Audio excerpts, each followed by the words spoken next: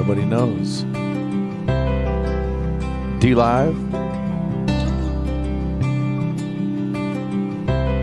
It's poppin'.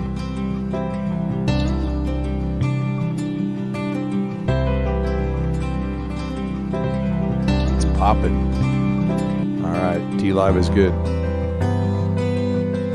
All right, D-Live is good. Twitch is good. All right, D-Live is good. YouTube is good.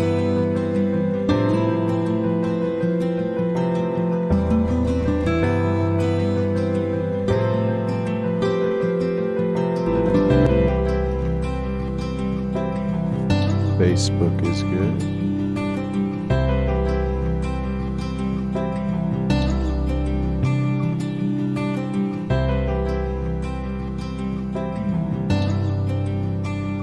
Come on, Foxhole, you can do it.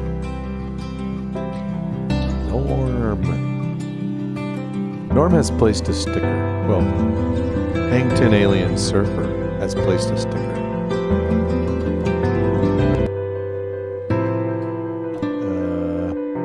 Oh, I can see it now.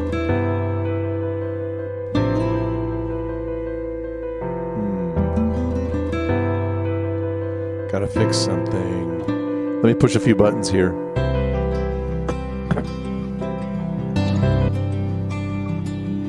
All right.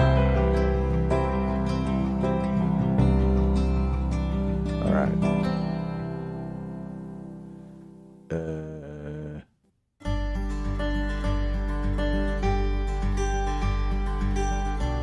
I think I'm being dumb. All right, let's do the intro.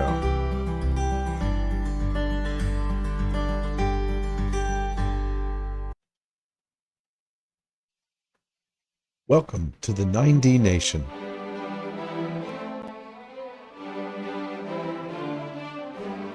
בראשית ברא אלוהים את השמיים ואת הארץ. In the beginning, God created the heavens and the earth.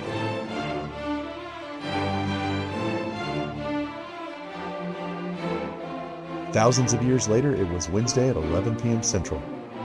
Get your passport ready and be prepared to declare to the customs agents any edible plants or miscellaneous worldviews. You're now crossing into the nation with no denomination. Ooh, can we make good on that claim? Wait, hold on. There's no countdown. So as you can see, there will be no green screen tonight. Just in economic mode. Just have to do it. All right, that's good. Welcome to the 9dNation. This is season 2, episode 35.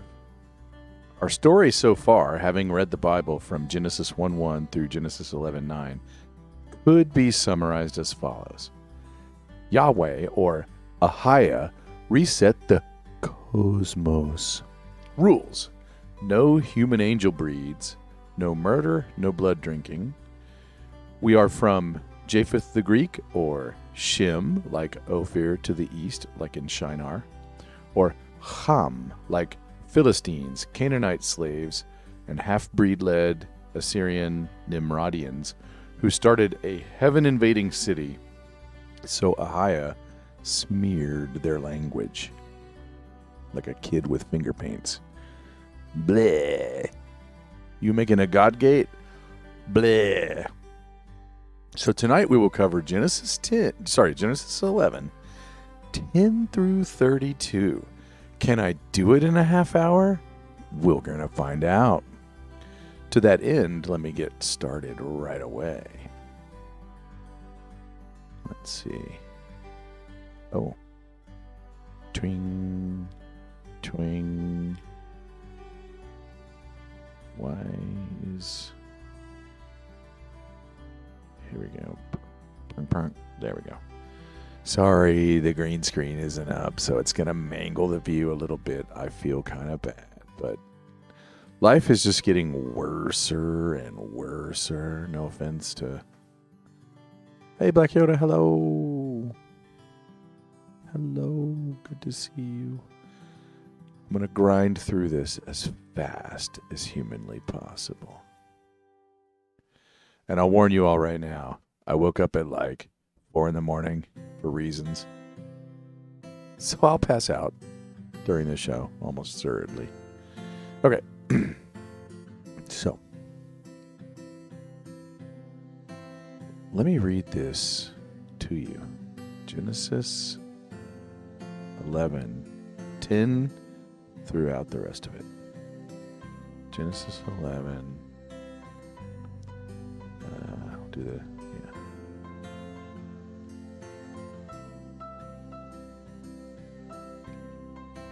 All right. Oh, hang on. There we go.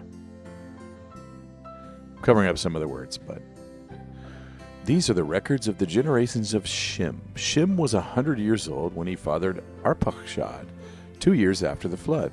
And Shem lived 500 years after he fathered Arpachshad, and he fathered other sons and daughters. Arpachshad lived 35 years and fathered Shelah. And Arpachshad lived 403 years after he fathered Shelah, and he fathered other sons and daughters.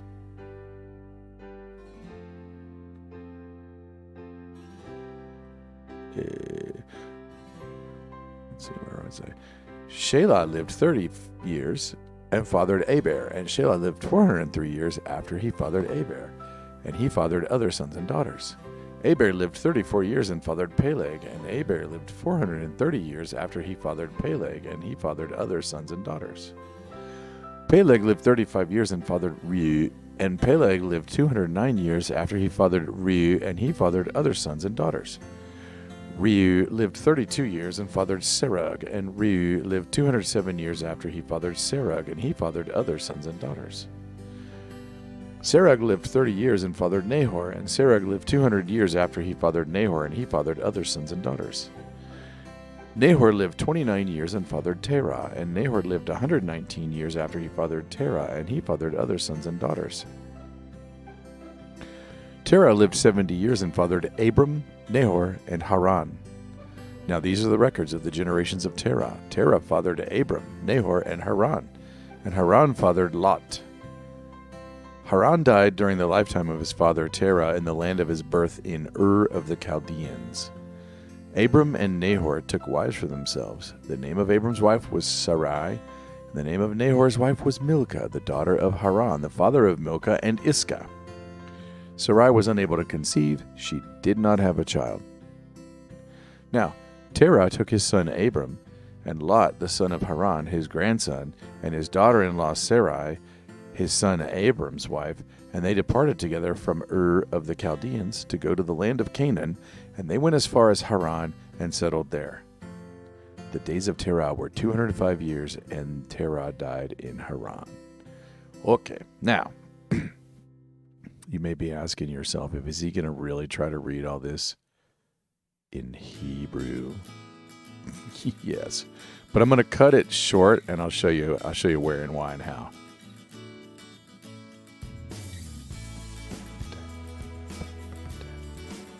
It's so quiet in the foxhole tonight. That's all right. We're just working on the preliminaries. Hello, Anka Vanka. Good to see you. All right, we got a thing to do. First, let me get, what was this? 11:10. Let's get the Hebrew up on the screen.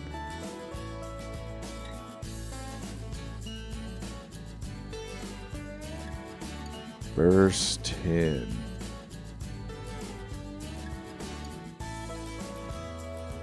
All right. We'll read 10 through 15, and then I'll scroll down. Ele tolodot Shem ben Mayot Shana Vayoled et Arpachshad Shenatayim Achar Hamabul Vehi Shem Achare Haulidol at Arpachshad Chamesh Mayot Shana Vayoled Banim Ovanut. Now, For 12 through 26, it's repetitive. So it's going to be name, chai chamesh number, shana vayoled et another name, vehi original name, achare holido et second name, number, shanim vayoled banim uvanot. That I'm just going to use that for reading 12 through 26. Then at 27 it says, let me scroll down to 27.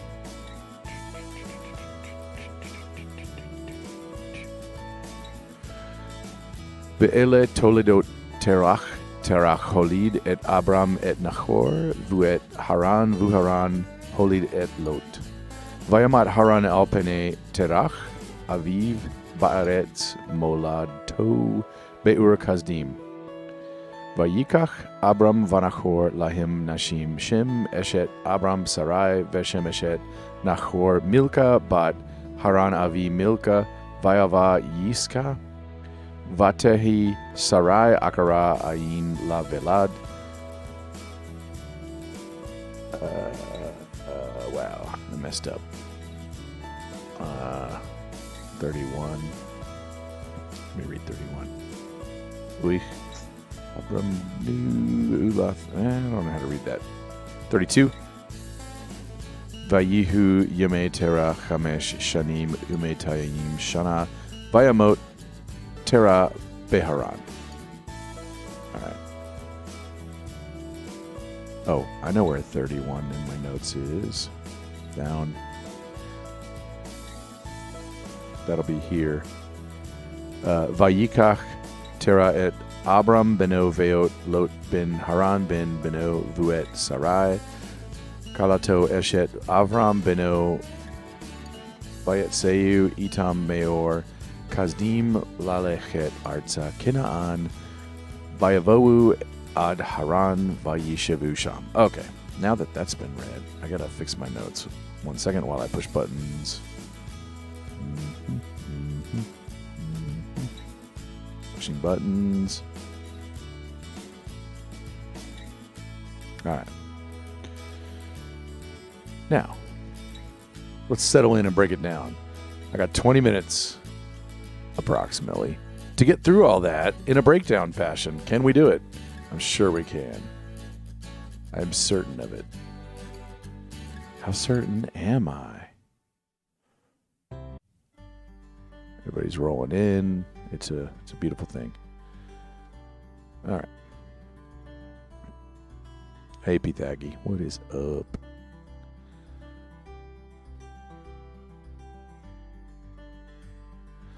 All right.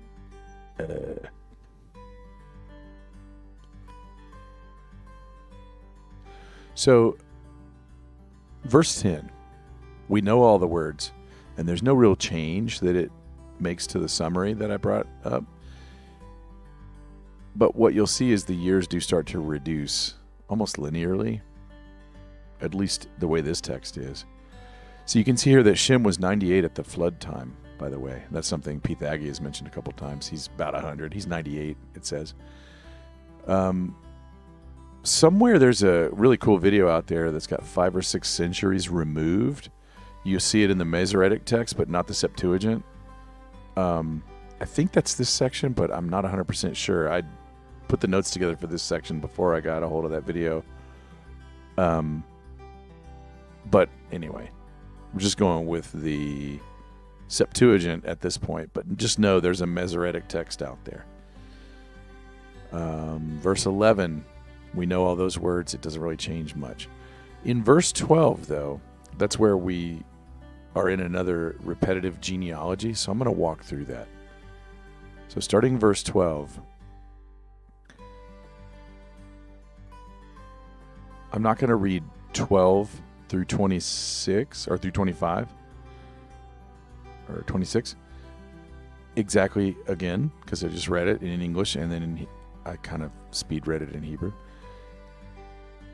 But it's 8 series of saying that Arpachshad had Shelah, who had Eber, who had Peleg, who had Reu, who had Serug, who had Nahor, who had Terah, who had Abram. And the age when they had their kids was 35, 30, 34, 30, 32, 30, 29, and 70. And then they lived another 403, 403, 430, 209, 207, 200, and 119. At the very end, you see Abram had two brothers, Nahor and Haran.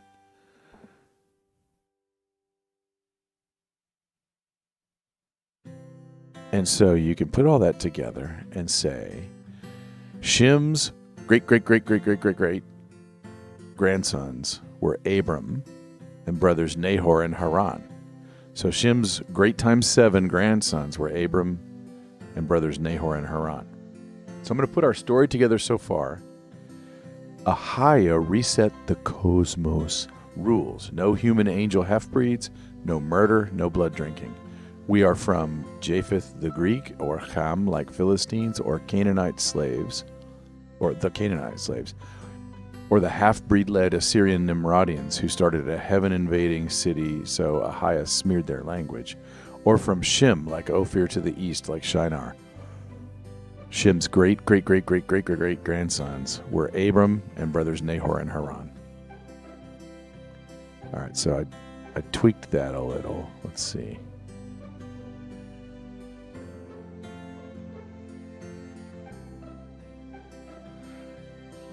I changed that middle sentence. The Nimrodians started a heaven-invading Ahia language smearing befuddled city. That's not very good. Tried it again. The Nimrodians started a god portal which Ahia broke with multiculture. I thought that was kind of cool. I was proud of myself.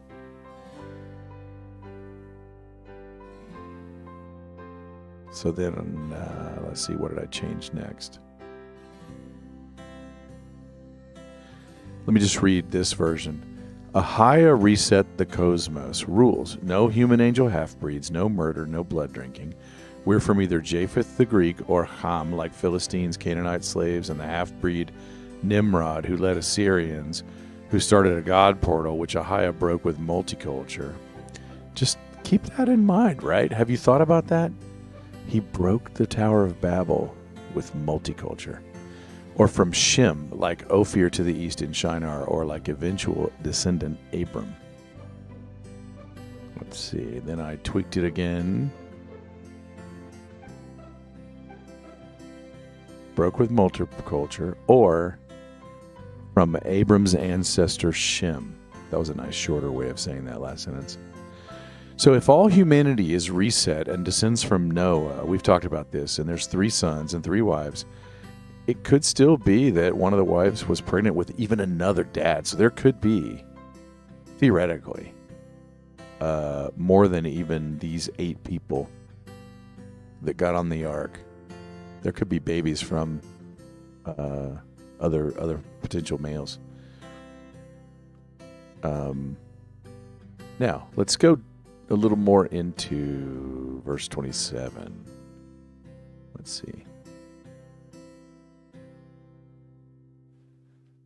Or just summarize. I think coming out of verse 27. Ahia reset the cosmos rules. No human angel half-breeds, no murder, no blood drinking. We're from either Japheth the Greek or Ham, like Philistines, Canaanite slaves, and the half-breed Nimrod-led Assyrians, who started a god portal, which Ahia broke with multiculture. Or from Abram's and his nephew Lot's ancestor, Shem. Let me change that last sentence. Or are Shemitic, like Abraham and his nephew Lot. So I'm trying to find economic ways of saying all this, right? All right, now we're going to jump into verse 28 and go a little bit deeper. 28.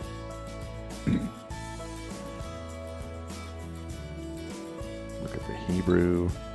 First, let me take a break and check the chat.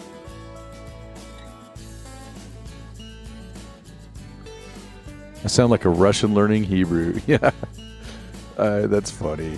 I feel so dumb when I say it, but I'm just trying to learn the language, you know. All right, so there's one new word in verse 28, moladto, coming from molodet, or molodet. It means kindred, offspring, or even birth. There's 22 usages in the Law and Prophets, meaning the Old Testament. It can mean birth or relatives or kindred. The translation of this verse, I thought, was a little less transliteral. To be a little more transliteral, let's go look at it.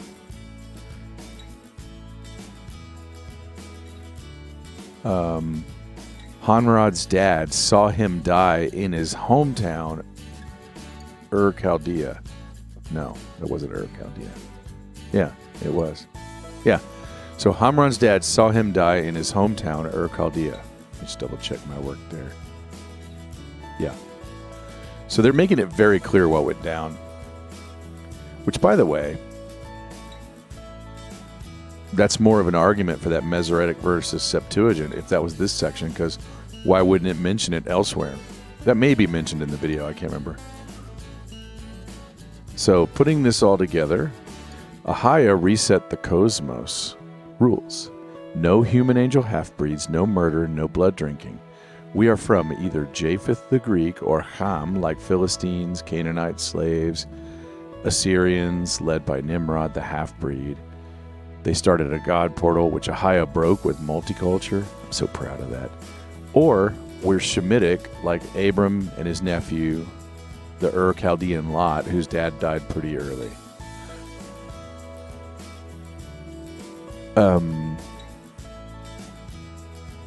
By the way,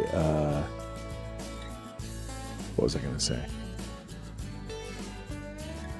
I can't remember. Verse 29. We know all these words. Take note. It's a pretty straightforward translation we read earlier. Nahor married his niece. Just a fact. So I've talked about this several times, but I don't think I've actually specifically gone through this in the show notes. So let me just run through this. Here's an article that you can use. It seems pretty good. I'm a fan of this site. It's not that it does no wrong, but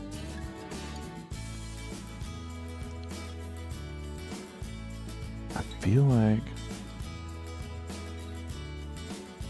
Miss 320, listening, lurking, excellent.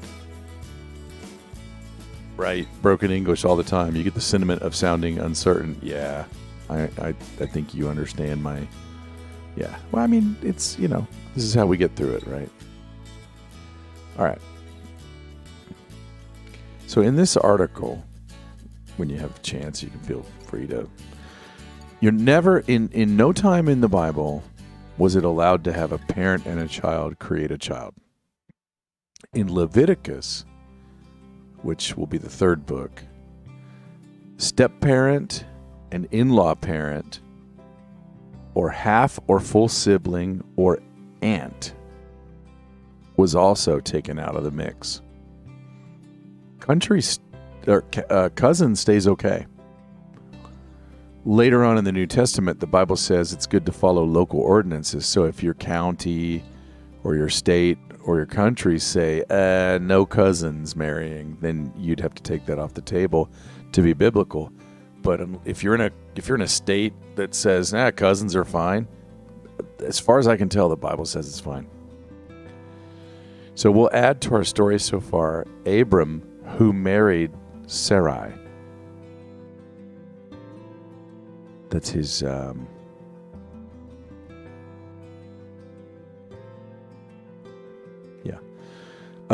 let's go to verse 30. See, we're making good time. We're almost done. Verse 30. There's a new word here. Akara comes from akar. It does mean barren. There's 12 usages in the Old Testament, or the Law and Prophets. It's used pretty consistently, so I ran over to the English. What does barren mean in English? Not producing or incapable of producing. So we can add the word barren. So Abraham, who married barren Sarai. All right, I think we got two more verses. We'll get a little deeper on this one. There's one new word. Calato comes from kala. It means daughter-in-law or bride. There's 34 usages for this word. And it always comes in to mean bride or daughter-in-law. It's a little weird to me that a word could mean both. It could mean wife or kid's wife. It kind of starts to make me think of like family wealth consolidation and dowries. I don't know. It just triggered that in my mind. The as best as I can tell, and Duppy has some thoughts on this. See if I can remember them. Could be about 150 miles northwest of the Persian Gulf. Like if you go to the Persian Gulf and go to the upper west edge and go in another 150 miles towards the northwest. Now it says here they were going to Canaan. See that? Here, let me show you. To go to the land of Canaan. So there was that purpose. How do you know that? It's almost like the narrator or the story writer is just telling you. They were going to go to Canaan. You'll see they don't go there. Certainly not right away. Now, a straight line would take you from to Canaan. You'd just go west.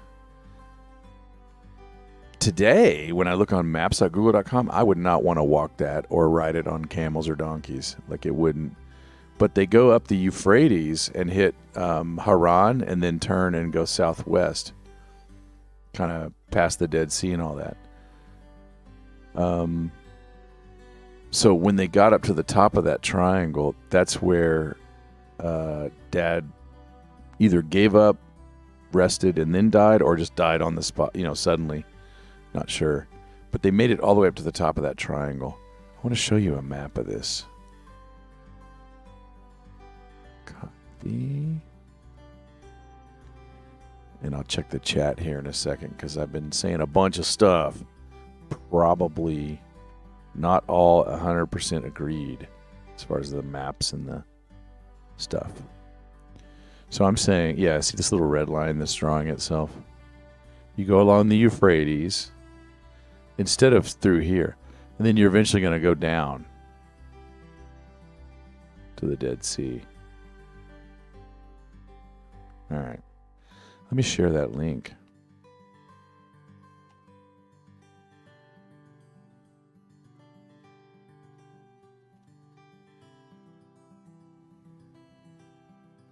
All right. Just a little bit more to go.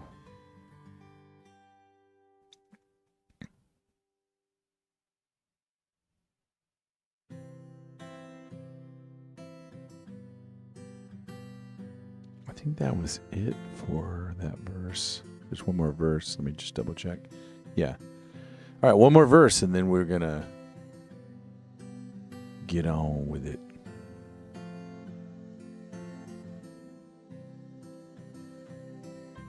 All right, verse 32. It turns out the days of Terah, 205 years, and he died in Haran. So, did they take over the town and rename it after Terah's kid, Haran? Or did he name he already had his kid with him. So I'm already getting the feeling that this is a roaming posse. I'm just saying. And you're going to start to see that next week, I think, more. So I'm going to add to our story so far.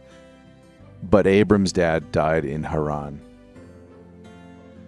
Oh, I didn't read you this part. Abram's dad took him and his wife and his Lot to Haran, planning to go to Canaan. But Abram's dad died in Haran. So now I'm going to crunch it all down. This is our story so far. Ahia reset cosmos rules. No human angel half-breeds, no murder, no blood drinking. We're from either Japheth the Greek or Ham, like Philistines, Canaanite, Assyrians, or are Shemitic, like Abram and barren Sarai. Abraham's dad took him, his wife, his nephew Lot from Chaldea, to Canaan, but stopped and died in Haran. And when I say we're from either of those three, it could be a mix, right? Ahia reset the cosmos rules. No human angel half-breeds, no murder, no blood drinking. We're from either Japheth the Greek, or Ham, like Philistines, Canaanites, Assyrians, or are Shemitic. Shemitic, Abram's dad, took Abram and his wife Sarai and nephew Lot from Chaldea to Haran, then died, not making it to Canaan. All right, that's it. Next week we'll do, I think Genesis 12, 1 through 9. That's kind of my plan. All right, let me get a link. Because this time, maybe 90 minutes of some fun. I know that'll be short, but I'm hoping it'll be short. Just because of work. It won't always be like this, ladies and gentlemen. All right, let's get some Jet Li going. Some Jet Li. What? There we go.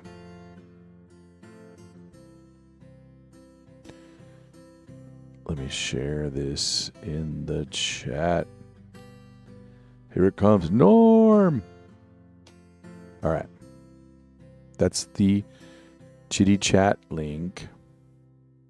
I'm pretty sure, just so y'all know, the amount of people in this, if you take a look, there's 9 live viewers. So I think that's probably pretty cozy.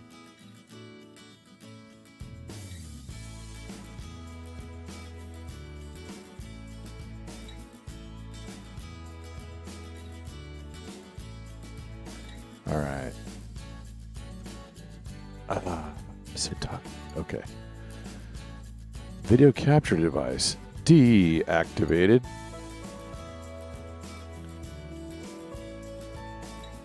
Music abruptly deactivated. Meeting. Join. Hey, Black Yoda. I don't know what that was. I was about to turn my phone off to restart it. I got here late. I'm just Captain Lady Dude, Pants. that was really goofy. Like, I just clicked the link. You know what? That's just weird. I got demons over here, I guess. Yeah. Because I got something I want to bring up. Do it. That it just never crossed my mind until well, I got fuck.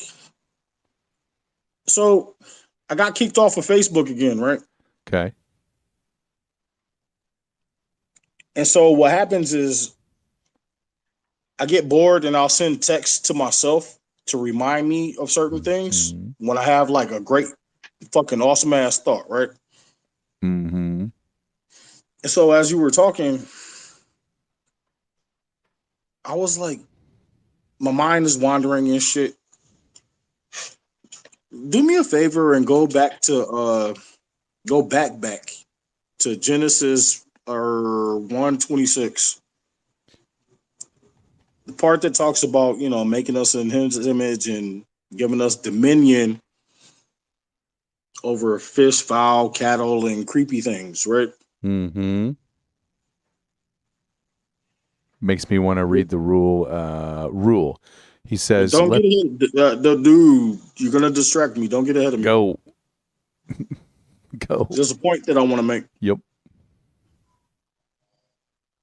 So, in Deuteronomy and Leviticus, God talks about what we should eat and what we shouldn't eat. There's clean animals and there's dirty animals, and then you got your vegetarians like Black Yoda, right? Mm-hmm. But are there clean vegetables and clean fruits, or? Because of those things were made from the light through photosynthesis and carbons and whatnot, I wouldn't consider any of that being dirty. Well, I don't know.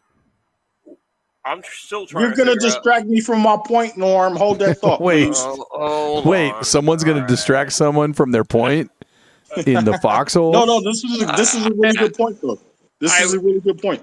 I just wanted to point out that my whole channel is trying to figure out the difference between fruits and vegetables, but you can go on, and I'll explain that later. Yeah, Nice. just write it down. Hold that thought. So will you read G Ross Genesis 1:26? Because I just closed my Bible. I put it on the other chair. All right. For the chat, for Pythagoras and for Norm. And Pythag, you don't get mad at me. I'm gonna call you Pythagoras from now on, bro. That's a good name. All good. Yeah. I've been calling him that for a long time now, actually. That's a great nickname. That is a great nickname. That's where Pythaggy comes from. But Pythaggy is his nickname, and Pythagoras is his real name. If I'm super quiet, it's because I'm just passing out. God said, "Let us make man in our image, after our likeness, and let them have dominion over the fish of the sea, and over the fowl of the air, and over the cattle, and over all the earth, and over every creeping thing that creepeth upon the earth." I have a lisp. Now let me have the mic for a minute or two, just on this one thought that I had, right? Yep. So he's given us dominion in that sentence over all of those things, right? Mm-hmm. But at the same time, in Deuteronomy, I know we haven't gotten to that part yet, and Leviticus, when it comes to like what we should eat and what we shouldn't eat, and now, if you're looking at dominion as take care of the earth, watch the animals and whatnot, eat what you want, but at the same time in Deuteronomy and Leviticus, he's given us like what we should and shouldn't eat. So the thought that I had was, what if that dominion isn't talking about what you should eat? What if that dominion, because as I'm saying this to you guys, they talk about, Lucifer being, the prince of the air and like the foul. Mm-hmm. Mm-hmm. And you got these other demons and whatnot playing roles throughout the Bible that have characters of creepy things and cattle, like the golden calf and shit like that, right? Mm-hmm. So what if that first part in Genesis about dominion isn't about food and taking care of animals? That's actually talking about like some demon shit. Once you get to Deuteronomy and Leviticus, that's talking about the food. Yep. That's what I wanted to bring up and have a conversation about. Okay. What are you guys' opinions and feelings on that, just by itself on the surface?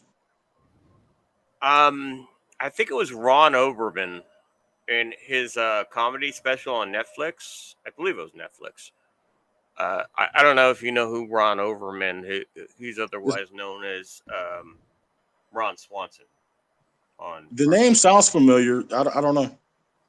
Or Nick Overman. Sorry, I'm getting his character Nick Overman, Ron Swanson. But he said Leviticus should be required read for every writer at the Onion. At the Onion? Well, do you remember that old? Now I know the Onion, but why the Onion? Because they were a satire. Yeah. Yeah, so yeah. Leviticus is satirical? Well, that you have. It's been quite a few years since I saw his Netflix special. Mm-hmm. But he pointed out like all the stuff in Leviticus and the turtles and the all the stuff that could be satirical in Leviticus. And I believe it was Leviticus that said, "Love yourself like you love or love your neighbor like you love yourself," or something like that. Mm-hmm. And he went way too far with that. This is way different than what I'm talking about. Leviticus was actually, and I didn't even know. Well, I did know about Leviticus, but it's been a while since I read it until he mentioned it. And after I read it, on a new mindset, new point of view, like from an alien or something, I thought of everything very different in it. But it did say don't eat dirty animals.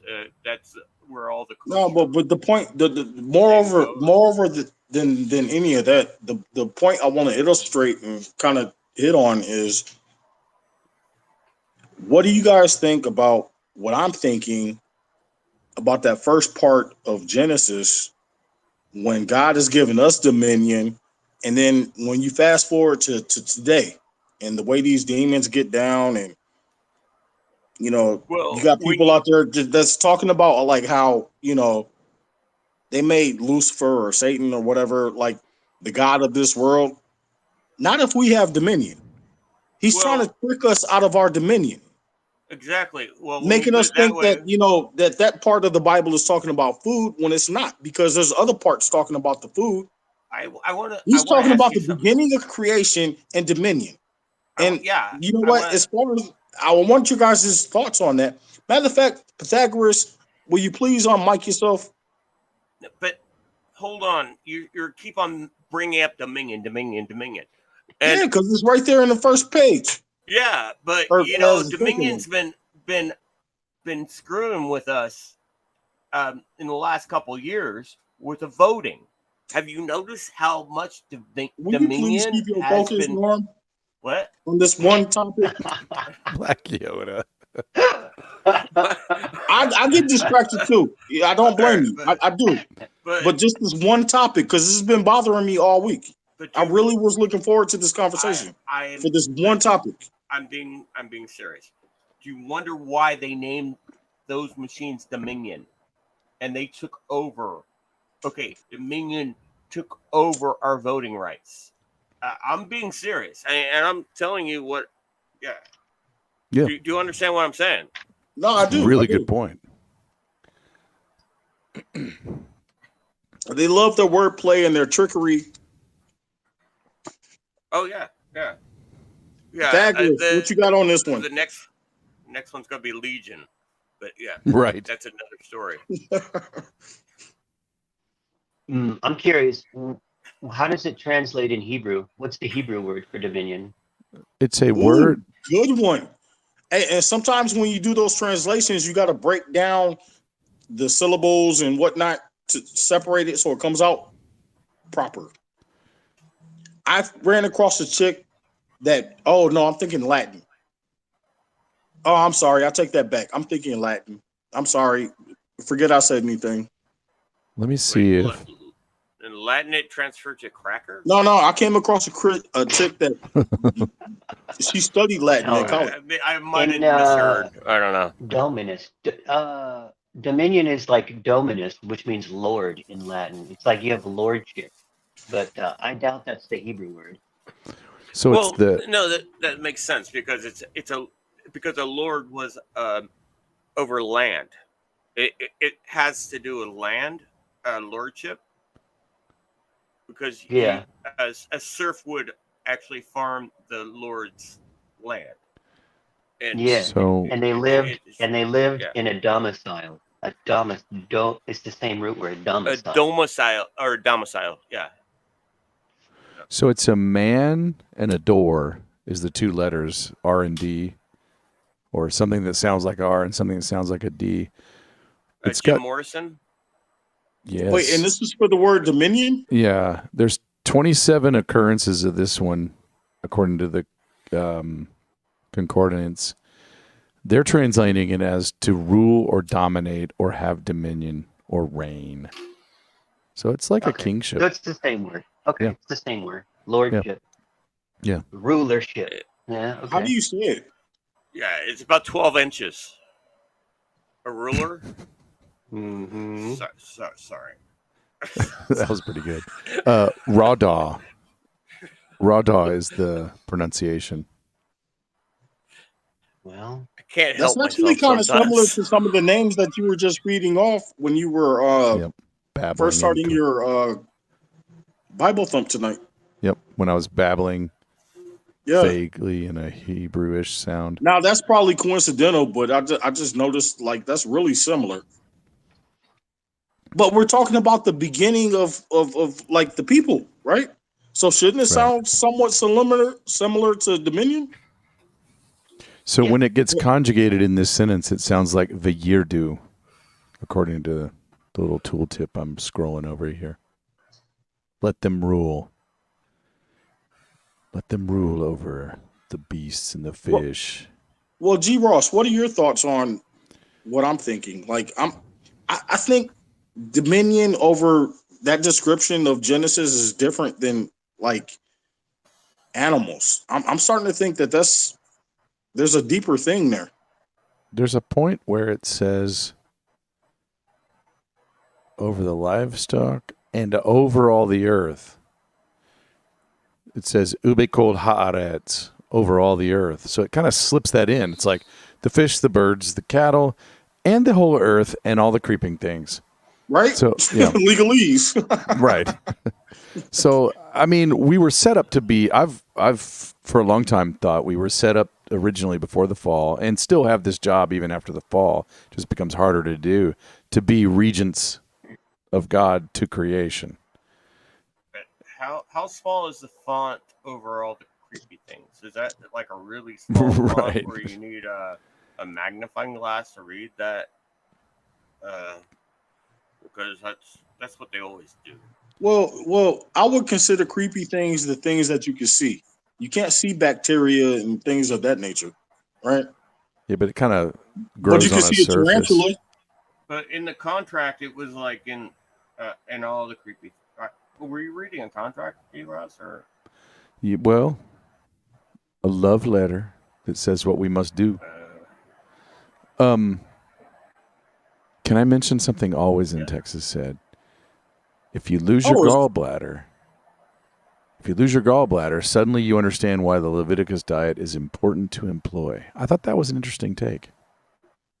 And I love reading how far behind the chat is. And fuck or Pahusk. Fook with actually it would be Fook with the E, but it's a Taiwanese city. Dominion stole 2020, and he was getting at work. Yeah, but yeah, Fook is a city in Thailand on the Phuket Island. Oh, Phuket. Yeah. Phuket Island. Yeah. Is Fook in there? Is my boy in there? Let's see. Pahusk. Yeah, no, Fook just said Dominion stole 2020. Nice. Let's go, It's Fook. like the hamburger. No, Fook is actually pronounced with an E, or spelled with an E. That's actually fuck. We got a ruling on that last week. Pahusk ruler? has given me, all of us, permission to pronounce as wish. Yeah. Okay. He said pronounce it however you want. So I'm going with Pahusk. Pahusk. Namster said in the New Testament in Acts, we find out that everything's been cleansed, so we can now eat whatever we want. Well, then, if that's the case, then people wouldn't be taking all the meds and the pills that they take now for bloating and gas and all kind of digestive issues. You know what I mean? Well, you take one pill to counteract the other pill, right? And if you're if you're done, and if you don't have the diarrhea medicine, you're or the constipation medicine. I can't remember which one. Let me say this. I don't force the way I eat on anybody, not even my own son. I let him eat if he wants to eat meat, I let him eat it. But I will say this. I can feel the difference.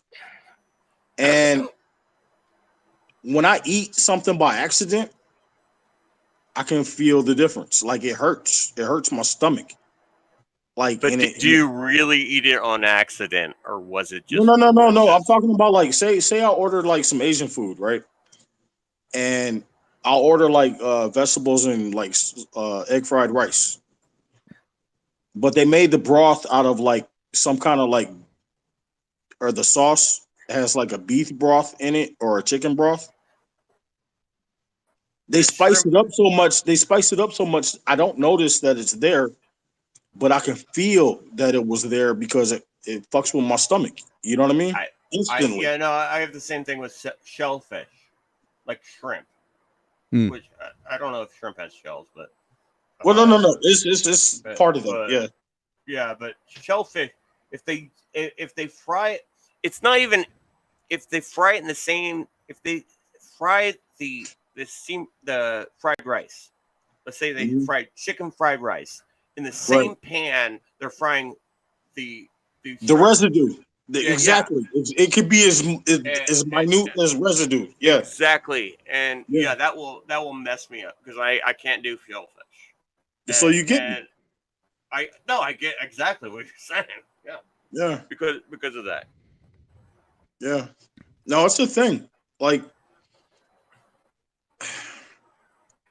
and you know what? When I first, started doing this, and that was damn near 10 years ago. But before that, over 20 years ago, I had already stopped eating beef and pork. So I only pretty much ate, when it came to meat, poultry, and seafood. I thought the hardest thing I was going to have to give up was hot wings. Mm-hmm. Ooh, man, if y'all love Black Yoda, I love hot wings better than I love myself. Well, you know what like surfers say, bird is the word. What's that? Yeah.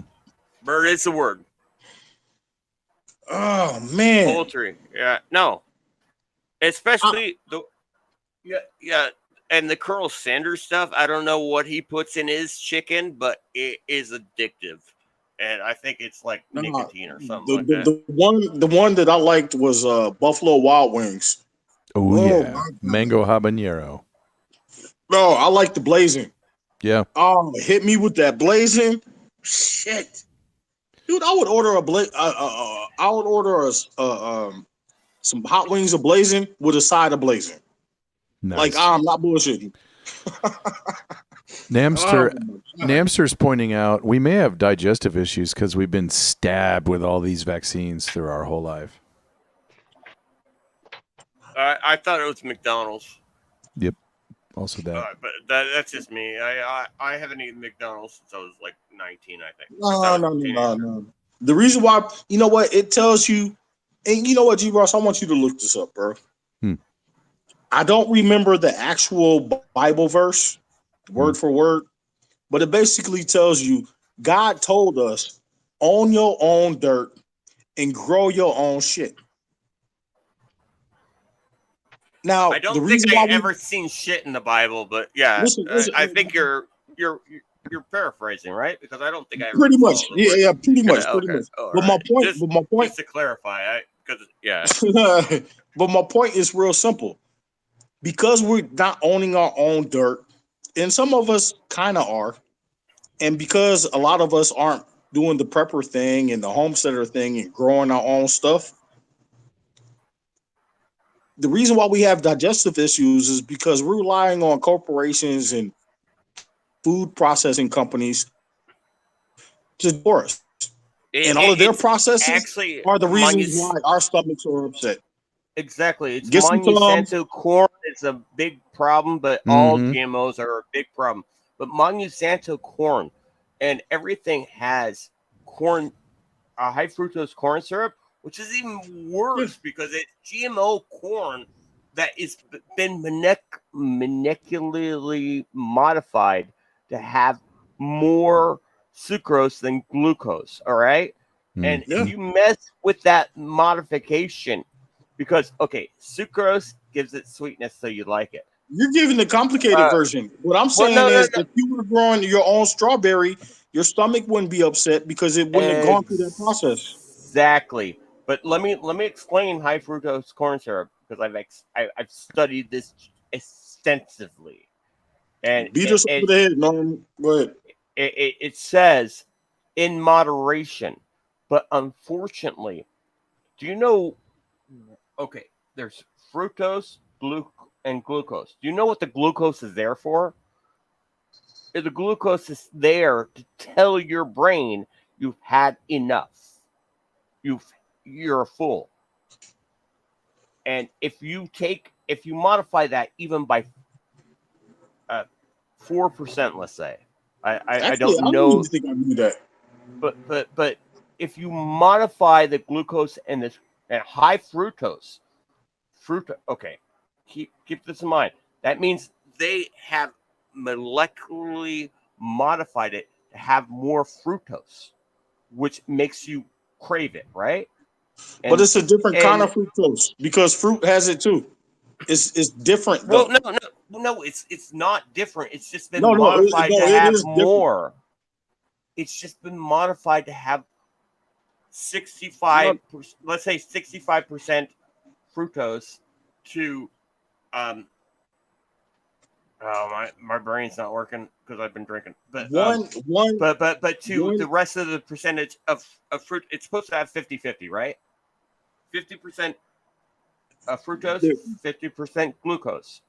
But what they're doing, I can give you a couple of different directions or different ways on how they're different, because one is grown like in a processed version, right? And that version is concentrated. I'm talking the about other sugar. one is grown through photosynthesis, which is just a normal sugar. Yeah, Just talking about sugar. But look up the you're talking about definitions. Compound. No, I'm talking about the chemical compound of sugar. But they're letting half them use fructose and half glucose. Glucose gives your brain the signal to stop. Say what I'm saying is they're letting them use the same words, and they're not the same. When you say fructose, there's different types. When you're saying I agree with you. I'm just talking about the percentage. I'm not talking about the types. I'm talking about the percentage of fructose. But you can't because you gotta you can only talk about this percentage of this type or this percentage of that type. I'm talking about sugar. All sugar has fructose. All sugar has glucose. But they're not all the same. They're not built the same. They're not. You are correct. They come from different plants. Yes, I understand that part. I'm talking about the chemical compound, right? But the chemical compound isn't even the same. It's not. I've been down that rabbit hole too. I'm talking about the genetically modified version. Dude, I don't even fuck with that. I don't even fuck with it. H don't even come into my house. Not when it comes to fruits and vegetables. Okay, Blacko, just let me say what I'm going to say. Because I'm talking about the genetically high fructose corn syrup in particular.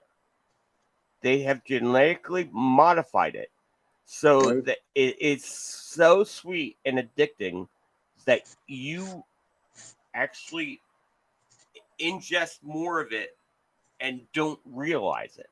So you're sitting on the couch drinking a soda with regular sugar. And, to a normal person, 8 or 12 ounce might fill you up. But unfortunately, it takes away the receptors in your mind when it doesn't have enough glucose in it.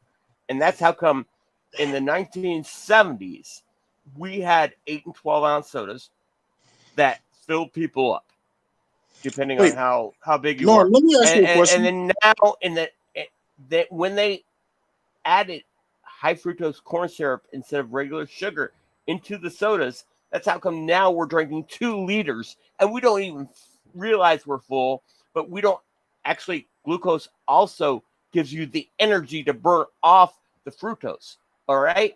So when was the last time you had a 42-ounce Big Gulp from 7-Eleven? When I was freaking 19 years old and 30 some odd years ago. You ain't been to no Circle K. You ain't been to no 7-Eleven walking out with the 32-ounce or the 42-ounce Big Gulp. I haven't drinking soda in over a decade because I gave up high fructose corn syrup. Unless it's from Mexico that has sugar in it, real sugar. And I'm serious. We're getting serious. We're getting a little bit of guidance from the chat. It's becoming almost unanimous. Yeah. What's going on? There's a topic concern. I think they're like, I'm being admonished. They don't want to hear me. They don't want to hear me. No, I don't think it's you. It's us. It's all of us. Okay. Well, it cannot possibly be Thaggy because I'm behaving. Right. I'm always on topic. I thought it was always okay. Sorry. Okay, I'm sorry I went off on the tangent of high fructose corn syrup. Even Saturday Night Live made a stupid skit about it. By the way, in moderation, but they made it impossible to make it moderation. But okay, I will stop. I will shut up about high fructose corn syrup. All right, and try to stop trying to explain the definition, Black Yoda, of the chemical compounds and how there's more fructose and what fructose is there for, what sucrose is there for, and all that stuff. I will stop it. Appreciate it. Wow. All right. No, I was just trying to explain it. You guys are great. I mean, I don't know if you've noticed, but I go pretty light on trying to steer this thing. But the chat was getting a little bit. I don't know. I still want to hear Pythagoras on his viewpoint on that part of Genesis when it comes to dominion. I don't know, dude. I don't know what he means by that. Honestly, don't know. But you don't have a thought on how to compare that to later when it comes to Deuteronomy and Leviticus on don't eat this, but do eat that versus like having dominion.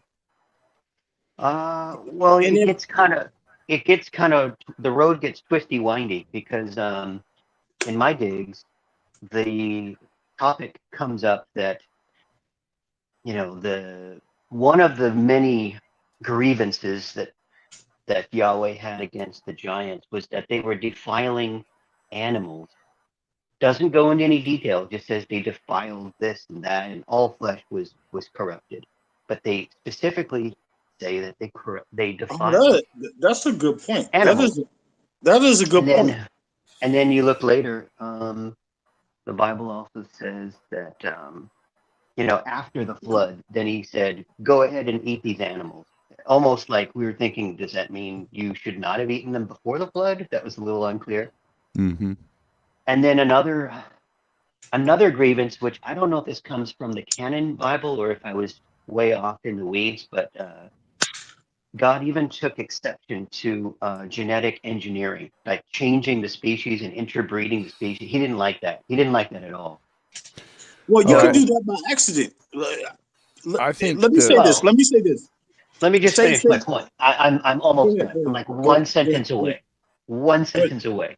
So when you ask me what dominion means, it's hard to define because all these other passages put up these guardrails. So all I was going to say on top of what you just said,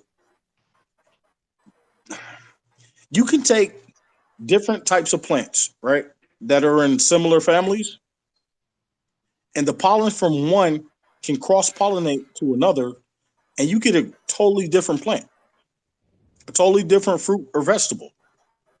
Yeah. Technically, that could be considered a GMO. Yeah. Well, I understand what you're saying there. But in the way Monsanto really. did GMO, they took it Satan level. You know what I mean? But technically, you could change God. So what I mean by that is just by the wind blowing or a bee carrying pollen could change some things, right? That's not because we did it on purpose. So animal husbandry is clearly. Is that too much semantics? Or animal husbandry is clearly okay because later on, Jacob does it a ton under Uncle Laban's rule, and it's completely applauded. He's clearly the hero of the story. Yeah, right. The spotted coat versus the. Yep. But I don't think that natural cross-pollination is a GMO. I think GMOs are made in a laboratory. Right. And I'm not talking about like natural like cross-pollination. I'm talking about laboratory gene splitting shit that is made by Monsanto. Mm-hmm. I got a good one about Monsanto. I should have said Merit, but no, that's who's making the high fructose corn syrup is Monsanto. I just got a real quick 30-second drop on Monsanto's. I don't know if the three of you know this, but I love throwing this out there to people that don't know, right? So when Monsanto was going to court to get their rights to the GMO seeds because we want to patent this and we created this and blah, blah, blah. Do you guys know that the judge that oversaw that whole case used to be a lawyer for Monsanto's? Oh, man. And they specifically got him that position to, guess what? Own the GMO, right? There's a Look it lot up. more I to am it not than making that. that shit up. And at the same time, they had a private standing army. They owned Blackwater at the same time, owned by or led by And if Eric you, Prince.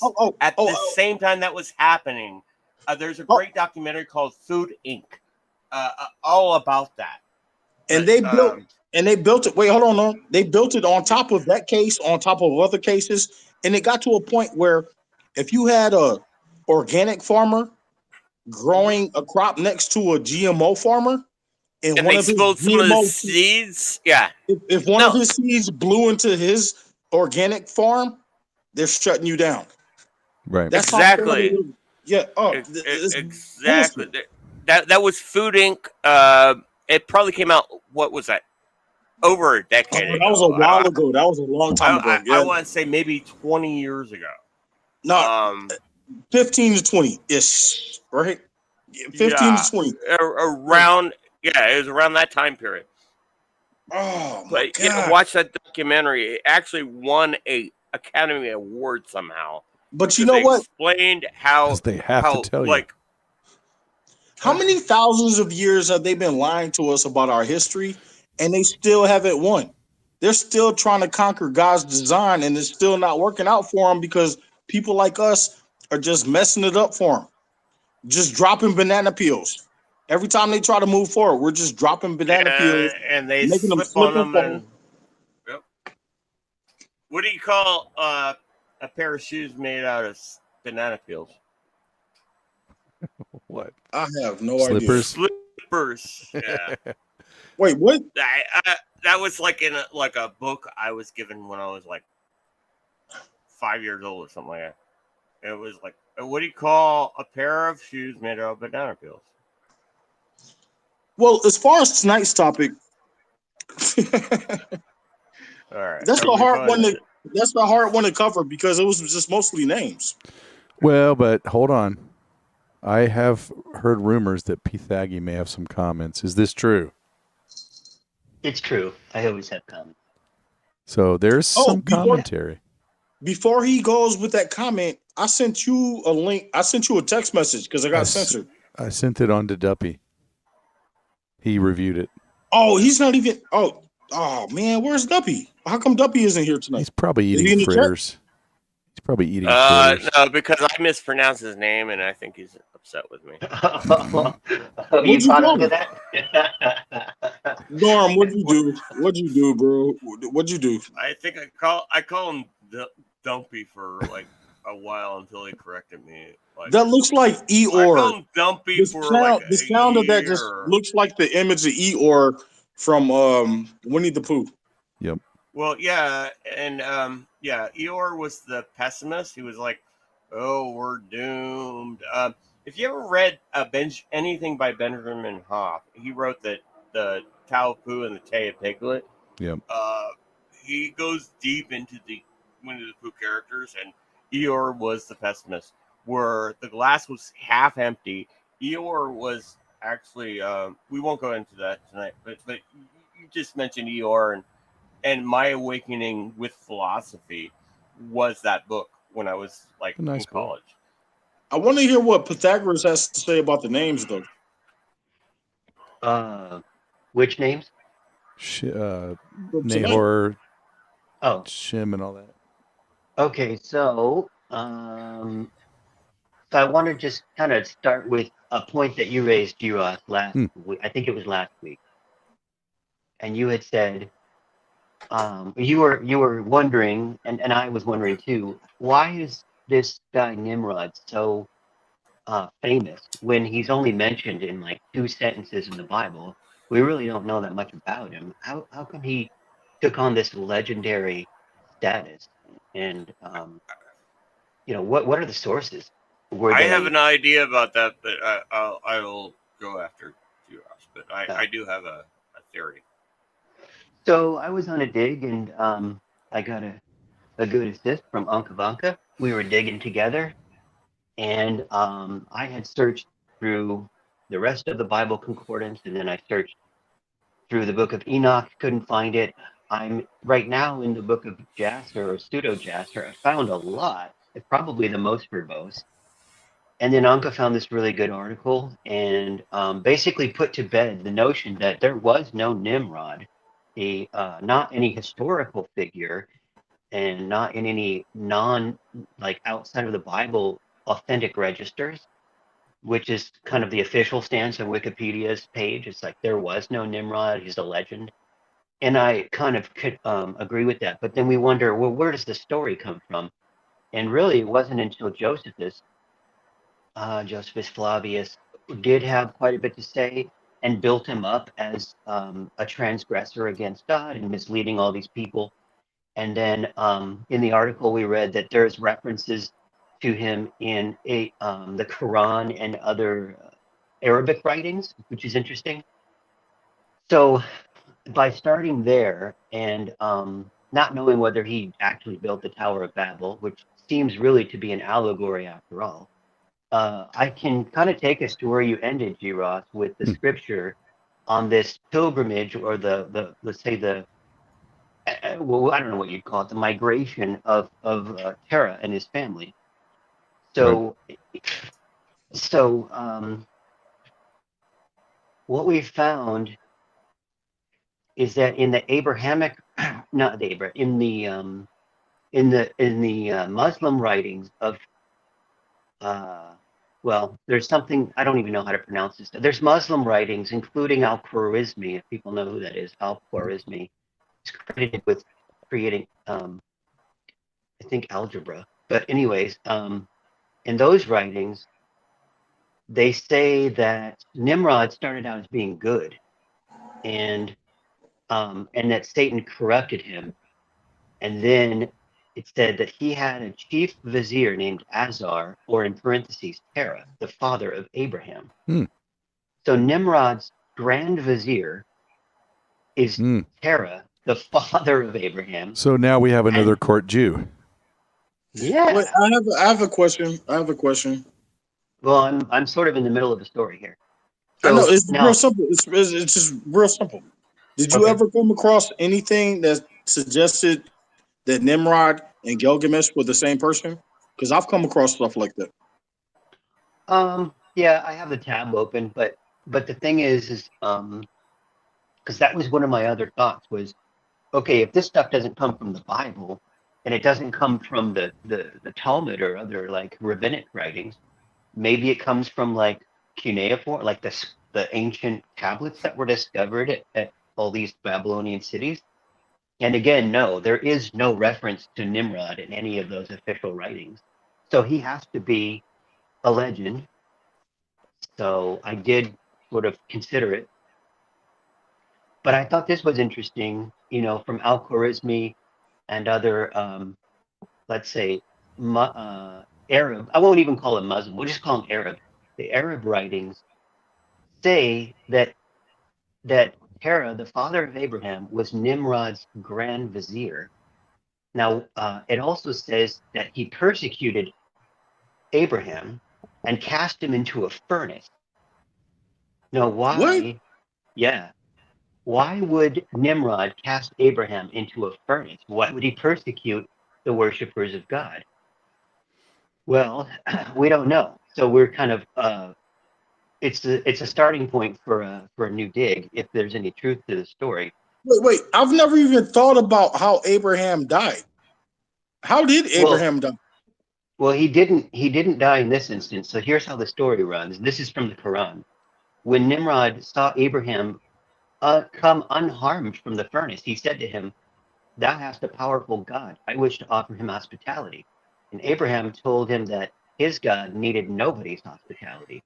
Nevertheless, Nimrod ordered thousands of horned and small cattle brought, and fowl and fish, and sacrificed them all to God, but God did not accept them. Humiliated, Nimrod shut himself in his palace and allowed no one to approach him. According to another tradition, Nimrod challenged Abraham, when the latter came out of the furnace, to a fight. And it goes on and how Nimrod had an army and Abraham didn't. And so Nimrod said, "Where's your army?" And he said, "My army is this swarm of gnats," and it drove off his army. Let me interject real quick. Let I me thought he interject real said quick. a mighty Lord. I don't think he said powerful God. I thought he said mighty Lord. Wait. I want to If we're Well, going back interject on into this the one. Lord, okay, so but let I me thought that was the vocabulary. Wait, do you see Yoda. the similarities between all of these stories, like Nimrod and Moses and plagues Yeah, and? let's just come right back to that. I want to say one more thing because let's suspend for a moment whether Terah, the father of Abraham, was in fact Nimrod's grand vizier. But if there's any truth to Nimrod persecuting Abraham, it would make it would bolster or underline why they had to get the hell out of there and make this migration. Yeah, But it fits really well. So something happens, right? Okay, but you said God, and God and Lord are different because there's landlord, is where Lord comes from, and I thought I could be mistaken because I've been drinking. No. But I was reading a quote. I didn't say that, but yeah, I know where you're okay. going. I know where you're going with that argument. I don't think now is the time to discuss the difference between Lord and God. Well, no, I'm not saying that either. But from what you're talking about, it drove them off the land. Okay. All right. I need another beer. I'll be right back. Sweet. But I can't formulate what I want to say, and that annoys me sometimes. But do you understand what I'm saying? Where you said a powerful God and a mighty Lord, but a powerful God means a heavenly thing, and a mighty Lord means While Norm Right. goes gets his earthly. beer, Pythagoras, will you pick up where you left off, because that was really interesting. Well, so I'm done. I thought I could bring out a little bit of background on why they had to migrate out of Babylon and It fits. resettle into Canaan. But do we? I never actually thought about this, but do we actually have a story on like how Abraham died though? Like I don't even know details about that. Well, we're only at the beginning. Chapter 11 is like the very, or is it chapter 12? We're right 12. about to get to the very beginning. We're not going to discuss the death of Abraham for like another 12 or 14 Right. books. No, but when I went to church when I was a kid, they didn't talk about how Abraham died. No, They would always skip around the Bible and thump and thump and thump, right? And it was almost like they would tailor make their stories to fit like what was going on for the week. Mm-hmm. Genesis 25 has it. Yeah. So, and yeah, I read it recently. Oh, let me. He just died. I'll look it up tonight. He was. He had his family all around him. I remember that part, but I don't remember, and it might be just brain fog on my part. I remember the family being around. So I'm more interested since we're at the origin story, and this is actually the origins. This is actually the origin story for like all Hebrew people. Let's say they trace it back to Abraham, right?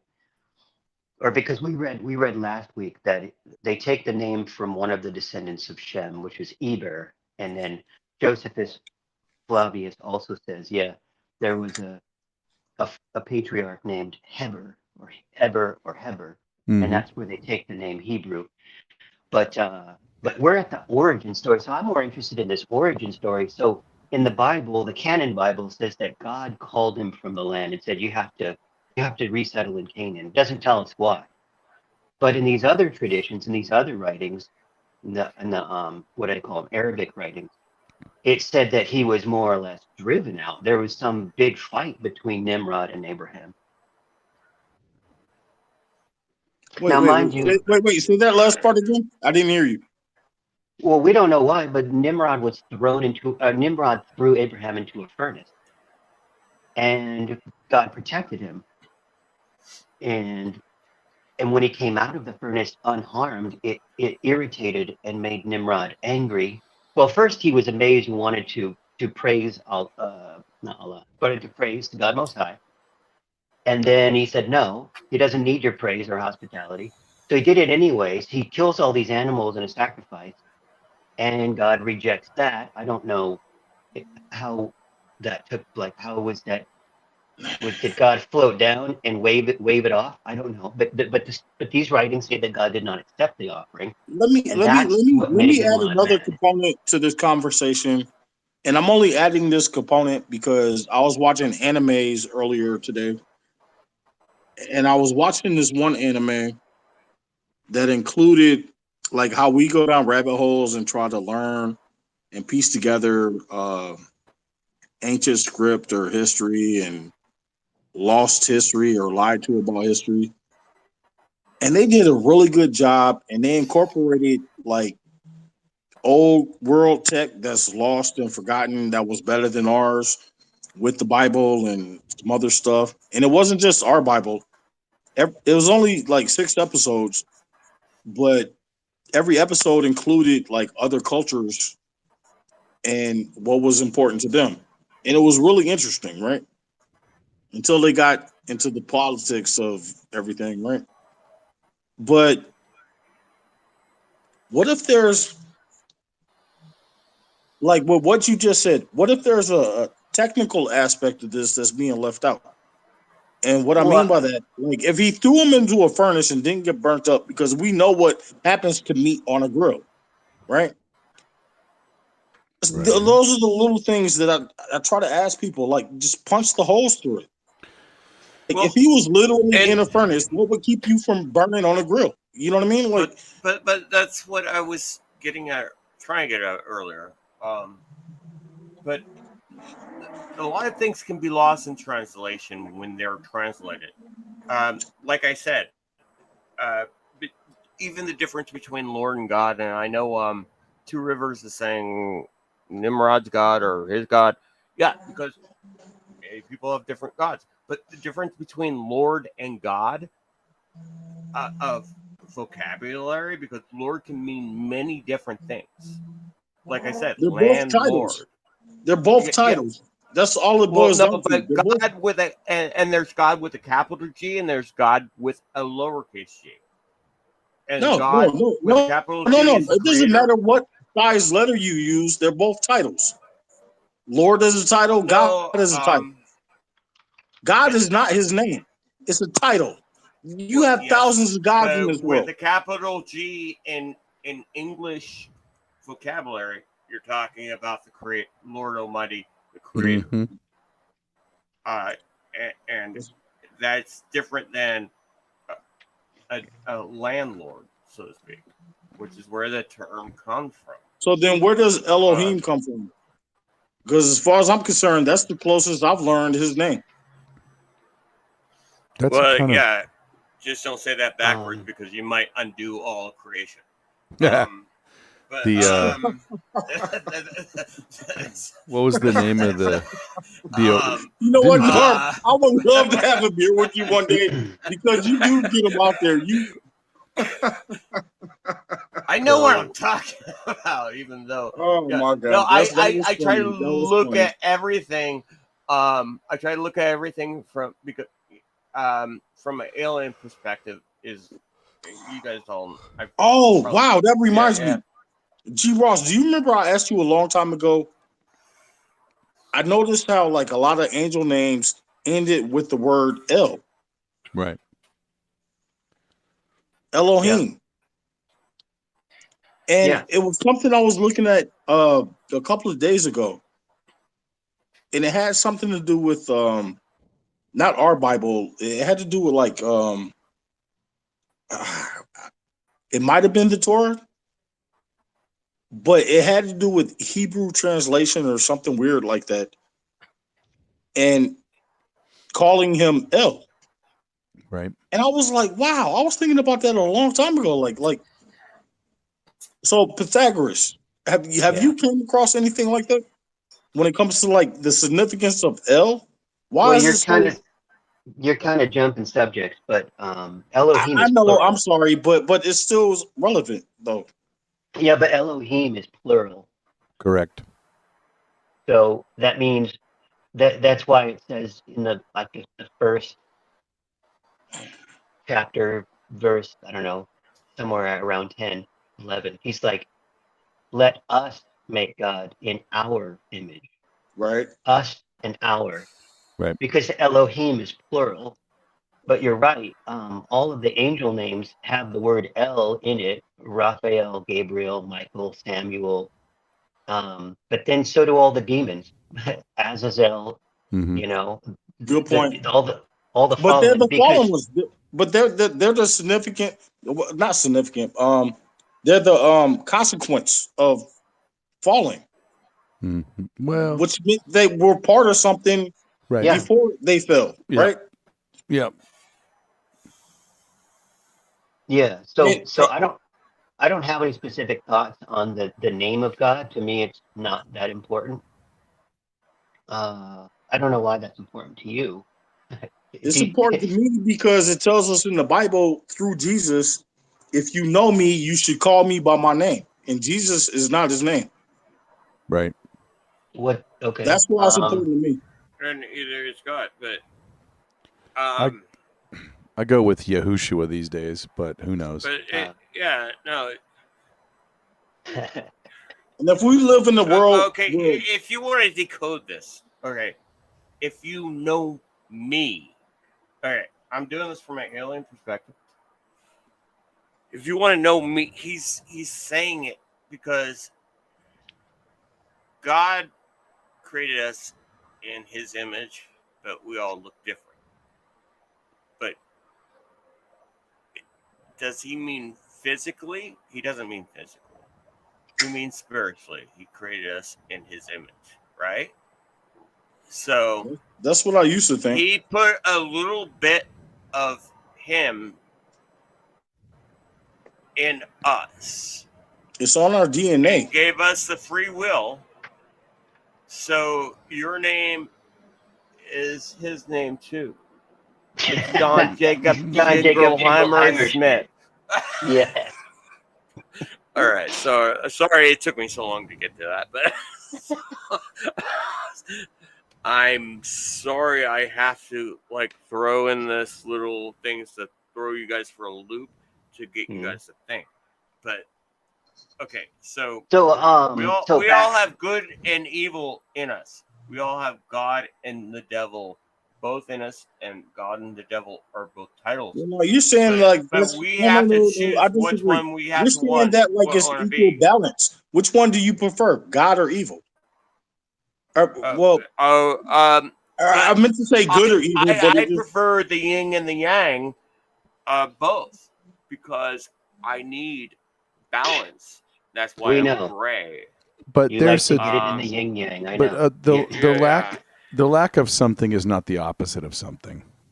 Exactly. Thank you, G. Ross. That was a great way of putting it. Thank you. Oh my God, you said it better than me. Thank you.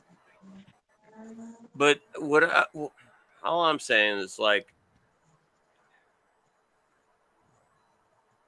we all have a little bit of good. We all have a little bit of bad. No, I don't buy that because fucking a lot of these things that I've learned about what these Luciferians do, I would never. You are correct. We some of us have a lot of bad and a little good. Some of us have a lot of good and a little bad. But we are the scale. No, you remember that song, This Little Light of Mine? Every time I hear about one of these Luciferian stories or these pedo stories or just something fucking with something, and I apologize, G. Ross, but this one got me. When I hear something like that, all I think about is that one song that I was taught when I was little. This little light of mine, I'm gonna let it shine. And it makes my light want to just shine over how dark that is. This isn't about what you just said. And I'm not mad at you. I just don't buy that. Fuck that. I apologize for that one F-bomb and the one before it, but in this one coming, fuck that. What I'm saying, you're all human. Ooh, he's speaking alien. I'm gray, and the gray is like balance, black and white. Hang 10, you're coming from outer space. way out, man. This may be a way out something. Is anyone else hearing robot or just Yeah. me? Yeah, Matt, I got hear it. robot too. Am I robot? Yes. I mean, it really matches your alien character really well. And it's partially audible, so it's kind of cool. Because I have a background. Yeah. Okay, hold on. P-Thaggy, No, you guys can carry on while I talk. While I fix this. hey, push some buttons, Norm. P-Thaggy,